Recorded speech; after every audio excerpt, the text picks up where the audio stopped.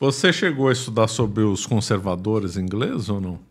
Eu cheguei a estudar muito superficialmente os conservadores ingleses e vou dizer com toda a tranquilidade porque quando eu fui fazer esse estudo, né, eu já estava estudando a filosofia de Santo Tomás, né, a filosofia de Santo Tomás de Aquino.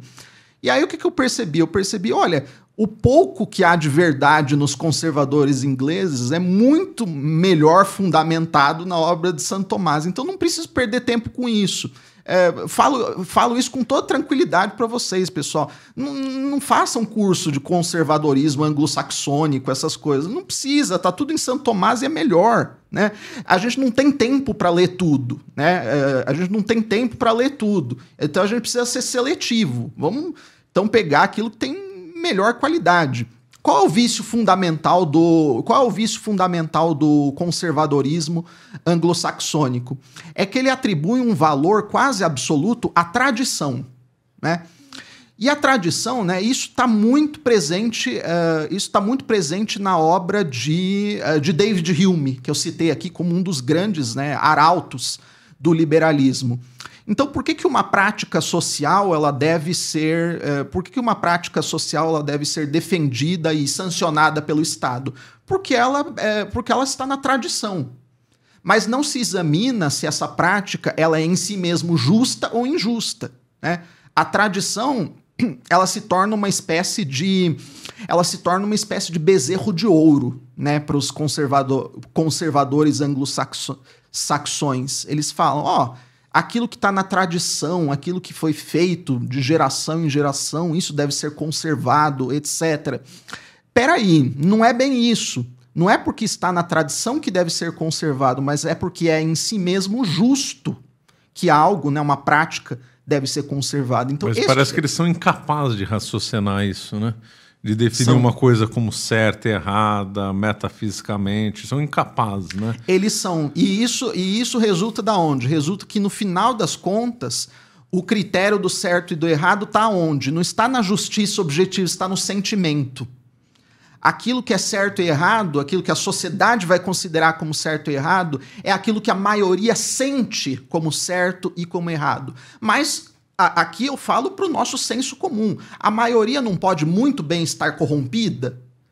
Quem aqui em sã consciência vai dizer que a maioria hoje no Brasil não está corrompida, né? Se você entregar as decisões políticas, econômicas, de organização social nas mãos da maioria hoje no Brasil, vai sair coisa boa ou não? Não vai, né? Não vai, sinto muito em dizer isso. Por quê? Porque a maioria está corrompida. Então esse princípio é um princípio radicalmente problemático, né?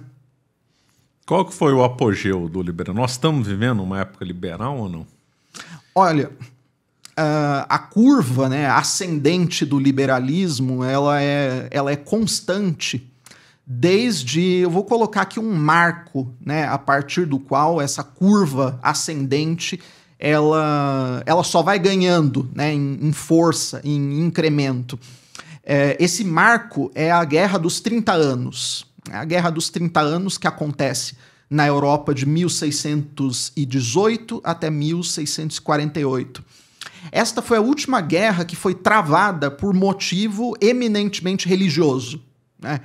Então, quem que guerreia, né, nesse conflito? Quem guerreia é a Espanha e o Império Austríaco, né, que são governados pela mesma família, a família Habsburgo, para defender a religião católica contra uma rebelião protestante que começa ali na região da Boêmia, né? Na região da Boêmia, que hoje em dia é a República Tcheca. E o que vai acontecer ao longo dessa guerra? Vai acontecer que os países protestantes eles vão intervir no conflito a favor desta rebelião e você vai ter uma situação extremamente triste, que é um país católico, né? Que é o país católico mais importante da Europa, ele vai voltar suas armas contra a própria igreja, que vai ser a França. A França, nessa época, ela é governada por um homem, né, que é o governante de fato, que é um cardeal da Igreja Católica, né, o cardeal Richelieu. Eu não sei o que aconteceu com esse homem quando ele chegou no seu juízo particular, né? Com a sua púrpura, né, cardinalícia, né? Ali Nosso Senhor perguntou: o que o senhor fez com seu episcopado e com seu cardinalato? Eu não né? queria estar na pele dele, não. Eu também. Eu sinto arrepios de pensar o que ele ouviu ao chegar no seu juízo particular. Mas o Richelieu, ele pensou da seguinte maneira: se os espanhóis e os austríacos vencerem essa guerra, a França ficará cercada no sul pela Espanha governada pelos Habsburgo e no leste pelos austríacos também governados pelos Habsburgos. Então não interessa para o Estado francês ser cercado de todos os lados por possessões dessa família real que lhe é inimiga. Então o Richelieu ele vai fazer com que os franceses se alinhem aos protestantes, né, em alguns momentos da guerra. E essa guerra vai ser uma verdadeira carnificina. Ela vai matar 12 milhões de pessoas, né? Ela mata, se não me engano, ela mata mais que a Primeira Guerra Mundial. Ela vai provocar um trauma extremo na Europa. E ela vai ser terminada pela chamada Paz de Westfália. Pela Paz de Westfália, o que fica acordado entre as potências europeias? Fica acordado um negócio que a gente pode chamar de equilíbrio de potências europeias. Então, os países da Europa eles se comprometem a não invadirem e não intervirem nos outros por motivo religioso. Então, você tem aí o quê? Você tem aí o cenário montado para o liberalismo. Por quê? Porque se a religião ela não pode mais assumir esse seu viés proselitista em relação aos outros, em relação a quem está fora, e se ela não pode, inclusive, defender de maneira justa aqueles cristãos que estão sendo oprimidos em outros estados, a consequência política disso é que a religião ela se torna o quê? Ela é lançada para fora da esfera pública. Ela é lançada para fora da esfera pública para o ramo particular. E aí a esfera pública ela vai cada vez mais assumir uma linguagem de quê? De direitos e liberdades individuais. Então a curva ascendente do liberalismo, esse discurso, ele só vai ganhando posições ao longo da... Foi muito bom você chamar a atenção para a Guerra dos 30 Anos, que ela é subavaliada e tem subexaminada. Normalmente se passa reto, e na realidade de vital importância pelas suas razões. Inclusive o Papa Inocêncio X condenou a Paz de Westfália, e um símbolo disso é que o francês passou a ser a língua universal, inclusive para tratados entre nações, e até aquela data era o latim. Era o latim. Ora, o latim é muito mais conveniente para acerto entre as nações do que uma língua de uma nação. Exatamente. Nada contra o francês. Não, então, é uma coisa que... Então, a Paz de Westfália, ela começa o Estado-nação, né? A pessoa associa o nascimento do Estado-nação com a Revolução Francesa, mas na realidade já estava lá com no tempo de Westfália, né?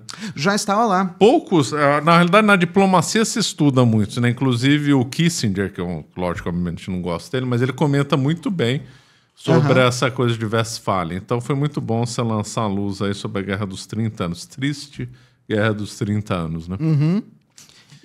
E só acrescentar um ponto aqui, como o senhor consegue ver, e todos vocês conseguem ver também, essa Guerra dos 30 Anos, ela vai, de certo modo, dar razão àquilo que Hobbes estava propondo. Por quê? Porque cada governante, né, de cada potência europeia vai ter o direito, a partir da Paz de Westfália, a impor o seu credo religioso ao seu povo, né? Então, veja, isso vai criar uma situação que, no final das contas, vai acabar deixando quem numa situação muito desfavorável, os jesuítas, né?